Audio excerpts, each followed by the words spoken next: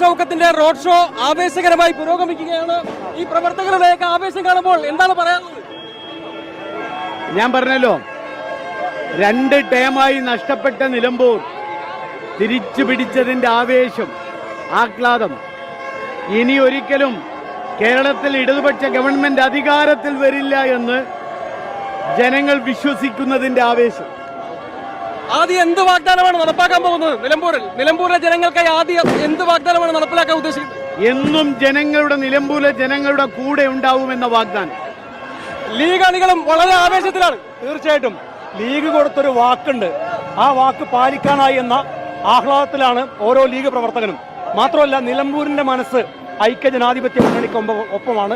2 term ഞങ്ങൾക്ക് നഷ്ടമായ മണ്ഡലമാണ് UDF തിരിച്ചു പിടിച്ചിരിക്കുന്നത്. ഇത് 2026 വിജയത്തിന്റെ തുടക്കമാണ്.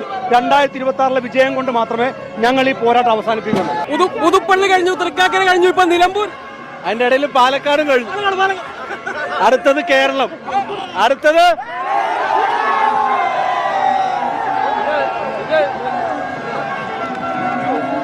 നിലമ്പൂർ പിടിച്ചു. അത് LDFന്റെ സീറ്റായിരുന്നു. ഇതുപോലെ LDFന്റെ എല്ലാ സീറ്റും 2026 പിടിക്കും. UDF അധികാരത്തിൽ വരും.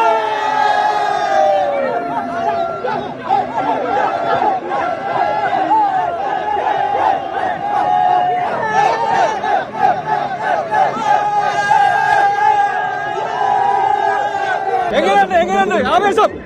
അതിഗംഭീരം. ഇത് പിണറായി വിജയനെതിരെ മാത്രമുള്ളതല്ല, പിണറായി വിജയന്റെ മരുമകനെതിരെ കൂടിയുള്ള ജനവിധിയാണ്. കേരളമൊട്ടാകെ ഈ ഒരു ജനവികാരം അലയടിക്കുന്നുണ്ട്, ആഞ്ഞടിക്കുന്നുണ്ട്. ഇത് അടുത്ത നിയമസഭാ തെരഞ്ഞെടുപ്പിന്റെ കൃത്യമായ ഫലസൂചനയാണ്.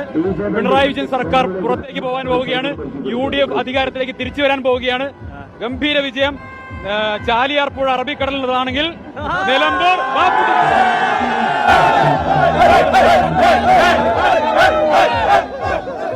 ഇതിനും വലിയൊരു ഭൂരിപക്ഷം നമ്മള് പ്രതീക്ഷിച്ചു.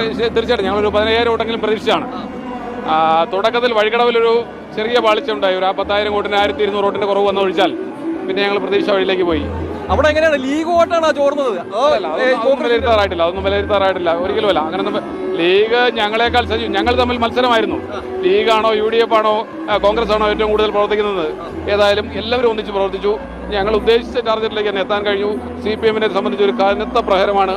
ഞങ്ങൾ 2026 ഭരണം പിടിക്കും എന്ന കാര്യത്തിൽ ഒരു തർക്കവും വേണ്ട. അതിന്റെ സൂചന തന്നെയാണ്. അൻവർ 20,000 നമ്മുടെ വോട്ട് പിടിച്ചിട്ടുണ്ടോ UDF-ന്? അതൊക്കെ നമുക്ക് വിലയിരുത്താം. നമുക്ക് പെർസെന്റേജ് വരുമല്ലോ. ഇപ്പോൾ ഫൈനൽ റിസൾട്ട് വന്നു കഴിയുമ്പോൾ ഇതിന്റെ ശതമാന കണക്ക് പുറത്തു വരുമ്പോൾ നമുക്ക് കാര്യങ്ങൾ ചർച്ച ചെയ്യാം. പക്ഷേ ഞങ്ങളെ സംബന്ധിച്ച് ഞങ്ങൾക്ക് ചരിത്ര വിജയമാണ്. ഡീലിമിറ്റേഷന് ശേഷം ഈ നിയോജക മണ്ഡലത്തിൽ ഇത്രയും ഭൂരിപക്ഷം കിട്ടിയ ചരിത്രം ഉണ്ടായിട്ടില്ലെന്ന് താങ്കൾക്കറിയാം. 7000 വോട്ടിന് ശ്രീ ആര്യാടൻ മുഹമ്മദ് ജയിച്ചത് 2011 ഡീലിമിറ്റേഷന് ശേഷം ഇത് ചരിത്ര വിജയമാണ്. ഈ കാണുന്ന ആവേശം കാണുമ്പോൾ എന്താ വലിയൊരു ആവേശം? എന്താ, ഞങ്ങളൊരു വലിയ ഗോളിലേക്ക് നീങ്ങുകയാണ്, വലിയൊരു ടാർഗറ്റിലേക്ക് ഞങ്ങൾ നീങ്ങിക്കൊണ്ടിരിക്കുകയാണ്. ഞങ്ങൾ അതിന്റെ ആഘോഷത്തിൽ അർമാദിപ്പിലാണ്. ഞങ്ങളത് തകർത്ത് അർമാദിക്കും. ഞങ്ങൾ